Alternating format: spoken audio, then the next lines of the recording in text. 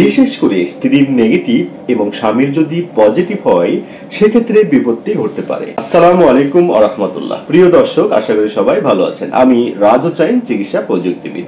আজকের আলোচনার বিষয় বিয়ের আগে কি কি মেডিকেল টেস্ট বর এবং কনেকে অবশ্যই করতে হবে, এগুলো নিয়ে বিস্তারিত আলোচনা করব ইনশাআল্লাহ।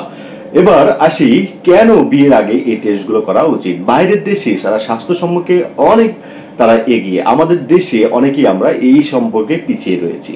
বিয়ের আগে এই মেডিকেল টেস্টগুলো যদি আমরা করি তাহলে দাম্পত্য ভবিষ্যৎ যে জীবনটা সেটি আরো সুখময় হবে। এজন্য বিয়ের আগে কিছু কিছু টেস্ট অবশ্যই মাস্ট বি আপনাকে করতে হবে। এবার আসি, প্রথমে আমরা যে টেস্টটি করব সেটা হচ্ছে blood group test. Blood group সাধারণত আমাদের শরীরে 8 ধরনের হয়ে থাকে। A positive, A negative, B positive, B negative, A B positive, A B negative এবং ও পজিটিভ এবং ও নেগেটিভ। এই 8 ধরনের আমাদের ব্লাড গ্রুপ হতে পারে। যে কোনো গ্রুপের রক্তের কেউ অন্য যে কোনো গ্রুপের কাউকে বিয়ে করতে পারবেন, কিন্তু পজিটিভ এবং নেগেটিভ মিলনের ফলে জন্ম নেওয়া সন্তানের ক্ষেত্রে সমস্যা হতে পারে। বিশেষ করে স্ত্রীর নেগেটিভ এবং স্বামী যদি পজিটিভ গ্রুপের হয় এবং সন্তান হতে পারে সেটি নেগেটিভ এবং পজিটিভ। সন্তান যদি নেগেটিভ গ্রুপের হয় তাহলে সমস্যা বা আশঙ্কাটা একটু কম হয় এবং পজিটিভ গ্রুপের হলেই আশঙ্কাটা অনেক বেশি থাকে। সন্তান প্রসবের সময় সন্তানের রক্ত মায়ের শরীরে প্রবেশ করে বিভিন্নভাবে এবং এটি শরীরে গিয়ে শরীরে অ্যান্টিবডি তৈরি হয় এবং এই অ্যান্টিবডির কারণে পরবর্তী সন্তান ধারণের ক্ষেত্রে অনেক জটিলতা তৈরি হয়।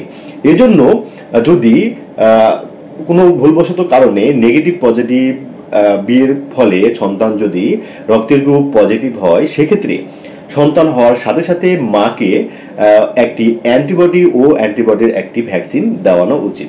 এই ও অ্যান্টিবডি ভ্যাকসিন দেওয়ার ফলে দ্বিতীয় সন্তানের ক্ষেত্রে মায়ের কোনো সমস্যা হবে না। এজন্য অবশ্যই বিয়ের আগে মাস্ট যে টেস্টটি করা হয় সেটি হচ্ছে ব্লাড গ্রুপ। ব্লাড গ্রুপ অবশ্যই টেস্ট করতে হবে।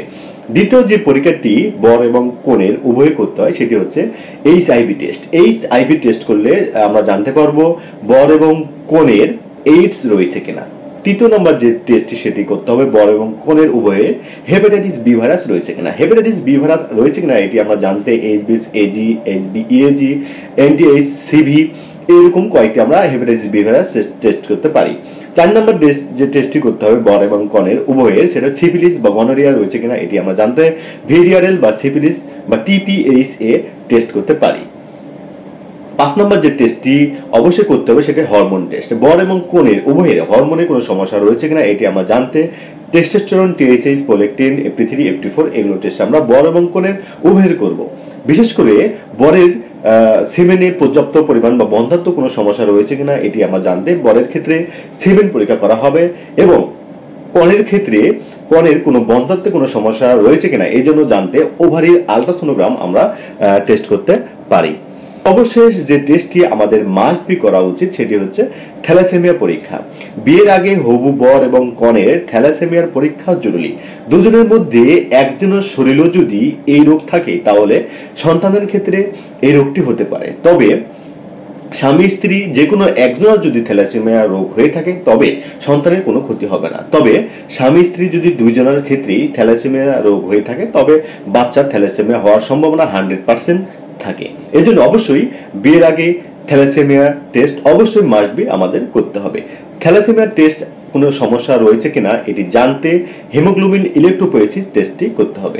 হিমোগ্লোবিন ইলেকট্রোপোয়েসিস টেস্ট করলে আমরা জানতে পারবো আমাদের শরীরে থ্যালাসেমিয়া রয়েছে কিনা। প্রিয় দর্শক, আজকের মতো এখানেই। সামনে নতুন কোনো বিষয় নিয়ে আপনাদের মাঝে উপস্থিত হব ইনশাআল্লাহ। বিয়ের আগে এরকম কোনো টেস্ট কেউ করে থাকলে, কোনো অভিজ্ঞতা থাকলে শেয়ার করতে পারেন এবং কোনো প্রশ্ন থাকলে অবশ্যই কমেন্টের মাধ্যমে শেয়ার করতে পারেন। সকলে ভালো থাকবেন, সুস্থ থাকবেন। আল্লাহ হাফেজ।